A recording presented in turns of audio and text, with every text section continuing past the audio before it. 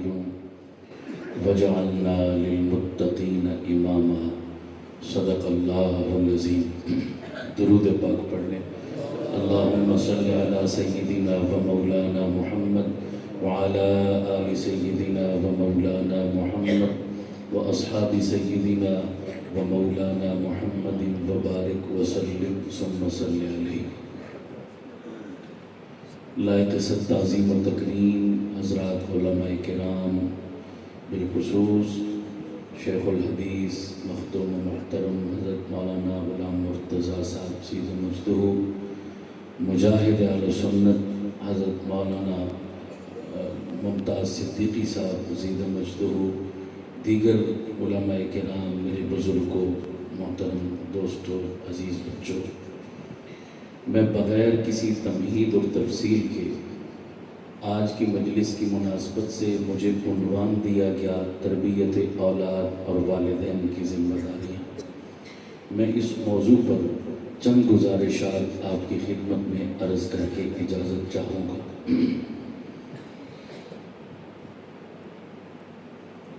ہماری یہ دینی لائن ہے اور دینی لائن ہونے کی وجہ سے اکثر لوگ ہمارے پاس اپنی پریشانیاں لے کر آتے ہیں اور اس کا حل شریعت کی روشنی میں ڈھونڈتے اور پوچھتے ہیں. کئی ساری پریشانیوں میں سے آج کل ہر دوسرے یا تیسرے باپ کو ایک پریشانی جو بہت زیادہ ہے وہ ہے اولاد کی وجہ سے کہ اولاد ہمارے ہاتھوں سے نکل چکی ہے. تو لوگ آ کر کہتے ہیں جی بیٹا میرا کہنا نہیں مانتا، آوارہ ہو گیا، گستاخ نافرمان بے دین ہو گیا، کوئی ایسا تعویذ، کوئی ایسا نسخہ بتائیں کہ میرا بچہ راہ راست پر آ جائے. ہر تیسرا چوتھا بندہ اس وجہ سے پریشان ہے. تو میں اکثر ان سے ایک بات کہا کرتا ہوں کہ مجھے بتاؤ آپ کا بچہ ماں کے پیٹ سے برا پیدا ہوتا ہے؟ بولو، سارے بولو. نافرمان ہوتا ہے؟ آوارہ ہوتا ہے؟ ماں کے پیٹ سے مسلمان پاک صاف پیدا ہوا تھا. اب بڑا ہو کر اگر یہ آوارہ بن گیا، برا بن گیا، تو اس کا ذمہ دار کون ہے؟ اس جڑ کی نشاندہی کرنی ضروری ہے. اس کو بڑی اچھی طرح آپ نے سمجھنا ہے. آپ میں سے بھی اکثر صاحب اولاد لوگ بیٹھے ہیں اور اگر نہیں بھی ہیں تو کل کلاں یہ ذمہ داری ان کے کندھوں پہ، اس لیے بڑے غور سے سارے میری باتیں سنیں.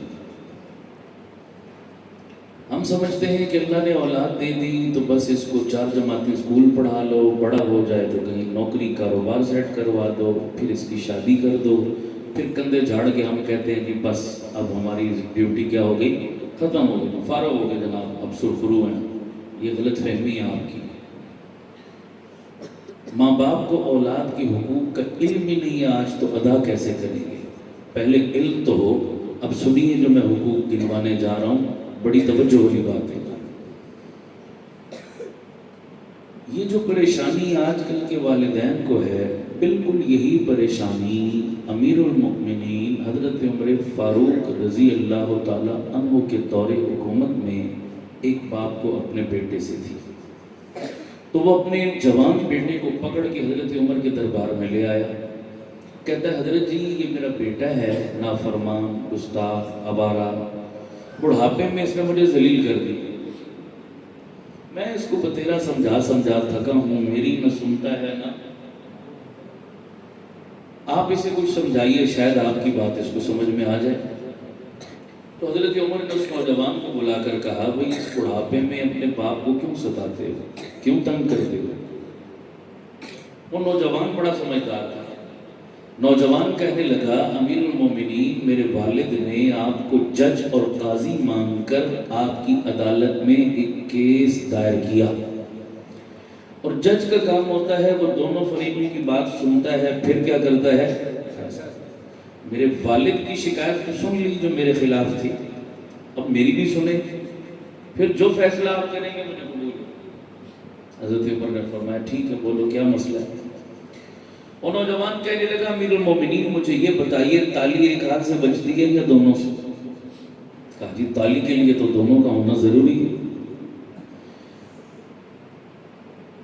کہا جیسے میرے ذمے میرے والد کے حقوق تھے تو میرے والد کے ذمے میرے حقوق تھے یا نہیں تھے؟ بولو. حقوق تو ایک دوسرے کے ذمے ہیں دونوں کے. کہا بالکل تمہارے بھی حقوق تمہارے ماں باپ کے ذمے تھے. تو کہا میرا والد میرا حق تو بری طرح کھائے بیٹھا ہے, پامال کیے بیٹھا ہے, ضائع کیے بیٹھا ہے, اور اپنا حق لینے کے لیے آپ کی عدالت میں پہنچ گیا. اگر میرے باپ نے بچپن میں میرے حقوق صحیح ادا کیے ہوتے تو آج میرے باپ کو مجھ سے کوئی شکایت. لیکن مجھے دکھ اس چیز کا ہے کہ میرے باپ نے میرے حقوق کو پیروں تلے روندا, پامال کیا, اور آج شکایت لے کر آپ کے دربار میں آ گیا. پھر اس نوجوان نے ایک لمبی لسٹ گنوائی اپنے حقوق کی. میں چند ایک کا تذکرہ کرتا ہوں. یہ حقوق ہر والد کے ذمے ہیں. پہلا حق, رشتہ کرتے وقت نیک سیرت عورت کا انتخاب کرو. آپ ذرا دہرائیں گے میرے ساتھ تو یاد رہے گا آپ کو بھی. اولاد کا پہلا حق باپ کے ذمے کیا ہے کہ رشتہ کرتے وقت کیسی عورت کا انتخاب. اونچی بولو سارے, اور اونچی بولو. نیک سیرت عورت کا انتخاب کرو.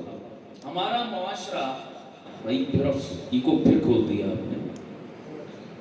ایکو ہماری جان کا دشمن ہے. ایکو بند کریں, سادہ کریں.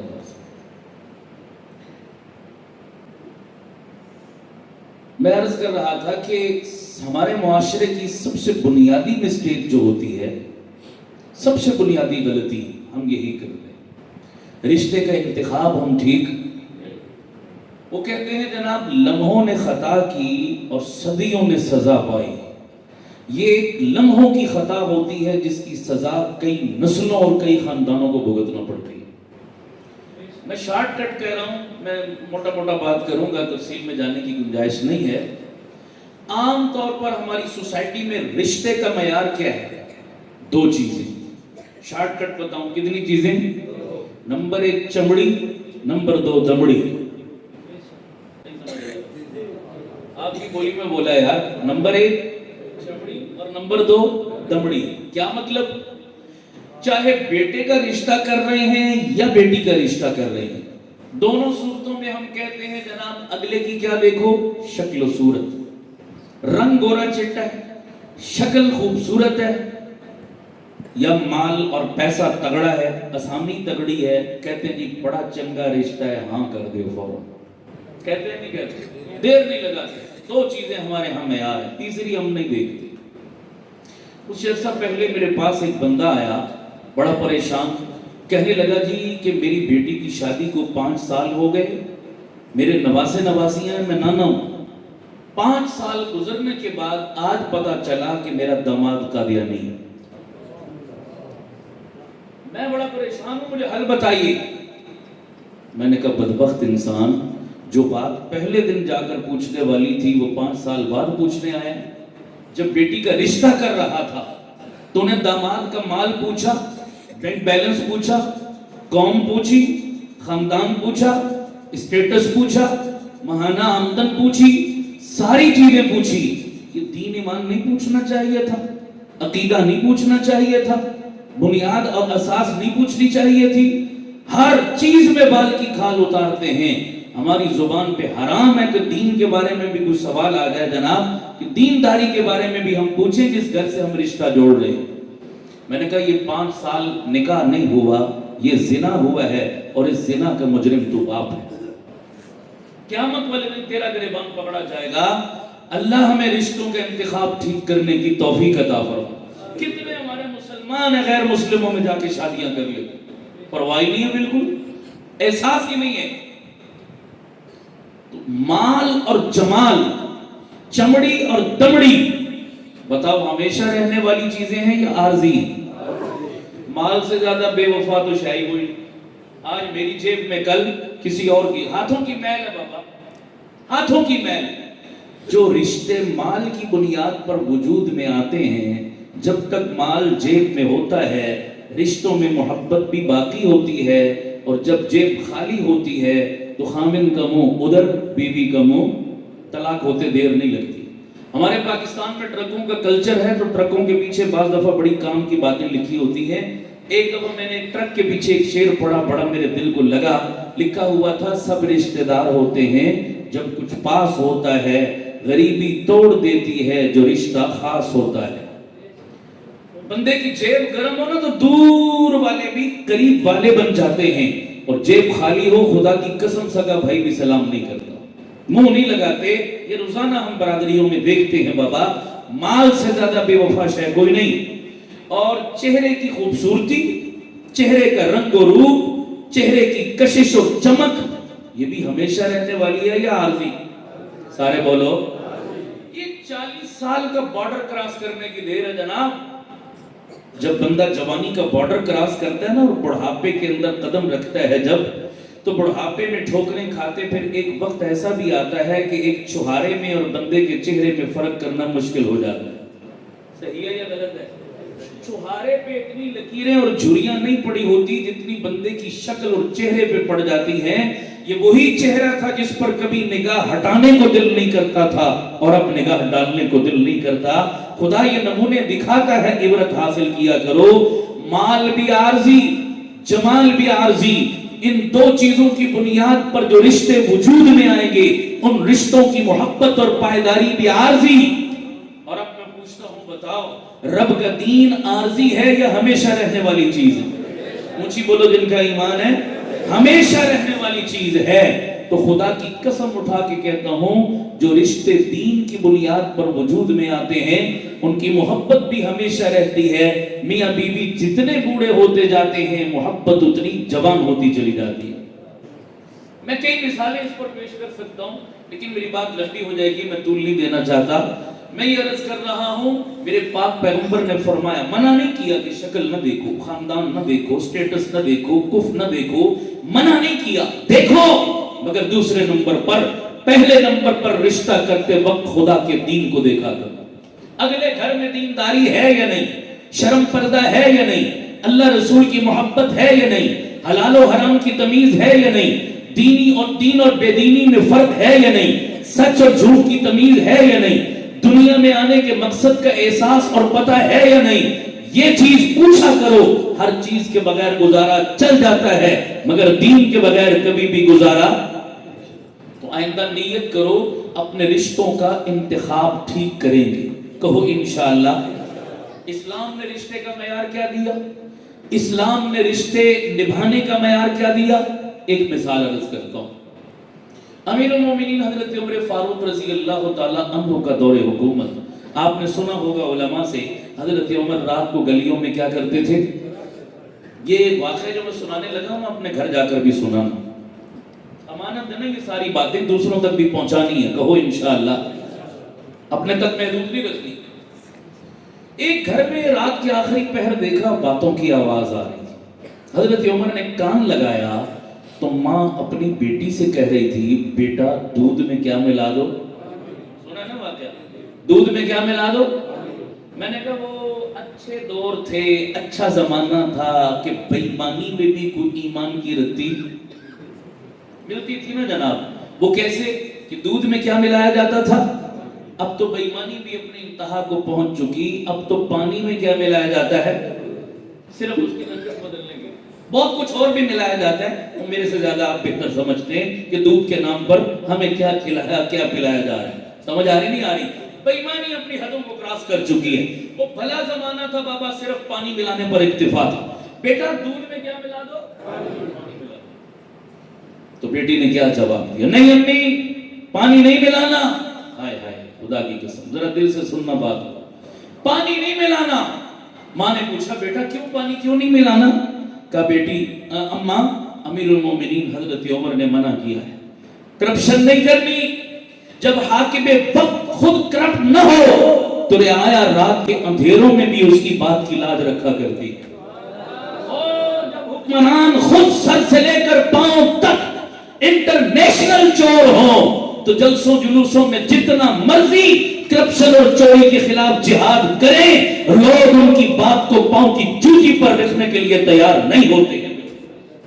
آج ہمارے حکمرانوں کا المیہ یہ ہے, یہ سارے کے سارے بے ایمان سر سے لے کر پاؤں تک خود چوری میں ڈوبے ہوئے کرپشن میں غوطہ زن ہیں اور قوم کو الو بناتے ہیں کہ آؤ ہمارا ساتھ دو، ہم چوروں کے خلاف نکلے ہیں، ہم غداروں کے خلاف نکلے ہیں، ہم کرپشن کے خلاف نکلے ہیں۔ اس سے بڑا کائنات میں کوئی جھوٹ نہیں ہو سکتا ہے۔ بولو بے شک۔ اللہ ہمیں عمر جیسا حکمران نصیب فرما دے، آمین کہو سارے۔ کرپشن کے خاتمے کا ایک ہی یہ حل ہے، اللہ دور فاروقی کی کوئی یاد پاکستان میں بھی تازہ کر دے۔ خیر میری بات دائیں بائیں نکل جائے گی، میں نہیں جانا چاہتا، توجہ۔ امی عمر نے منع کیا پانی، ماں کہنے لگی بیٹی سارا مدینہ سویا ہوگا، عمر بھی کہیں سو رہا ہوگا، تجھے کون پوچھنے والا، ملا دے پانی۔ ہائے ہائے، جواب سنو خدا کی قسم سینے پر رکھنے کے قابل ہے۔ بچی نے کیا ایمان افروز جواب دیا، اماں عمر سو رہا ہے، عمر کا خدا تو جاگ رہا ہے نا۔ لا تأخذہ سنۃ ولا نوم، وہ تو اونگ سے بھی پاک، میں کیوں ملاؤں پانی؟ ایک نسخہ ہمارے ہاتھ آ گیا۔ آج ہمارے ملک کا سب سے بڑا المیہ اور پرابلم کیا ہے؟ کرپشن۔ بولو کیا ہے؟ سارے بولو کیا ہے؟ کرپشن اور بے ایمانی سب سے بڑا المیہ۔ ہم کہتے ہیں کرپشن ختم ہو جائے، جلسے جلوس تقریریں باتیں نعرے دعوے، اس سے تو ختم نہیں ہونے والی۔ اچھا بھائی، ہم نے کرپشن ختم کرنے کے لیے تھانے کچہریاں ادارے ایجنسیاں اور اینٹی کرپشن کے ادارے اور نیب اور پتہ نہیں کیا کیا بنایا۔ جتنے ادارے بنائے کرپشن ختم کرنے کے لیے، کرپشن اور مزے کی بات کہ جو ادارے کرپشن ختم کرنے کے لیے بنائے وہ خود سب سے بڑے چور ہیں۔ دل پر لکھ لو میری بات، اگر اپنے ملک سے دھوکہ بے ایمانی فراڈ دو نمبری ختم کرنا چاہتے ہو، ایک ہی نسخہ ہے اور اس نسخے کا نام ہے خوف خدا۔ بولو کیا نام ہے؟ اونچی بولو کیا نام ہے؟ میں اکثر دوستوں کو ایک ایڈوائس اور ایک مشورہ دیا کرتا ہوں اور بہت ساری جگہوں پر اس پر دوستوں نے عمل بھی کیا۔ آپ کبھی جی ٹی روڈ پر یا موٹر وے پر سفر کریں نا تو کئی جگہ تو کیمرے لگے ہوتے ہیں، کئی جگہ کیمرہ نہیں لگا ہوتا، صرف بورڈ لگا ہوتا ہے اور بورڈ پہ لکھا ہوتا ہے کیمرے کی آنکھ آپ کو دیکھ رہی ہے، حالانکہ کیمرہ ہوتا نہیں ہے، ایویں ڈرامے کے لیے وہ لکھ دیتے ہیں۔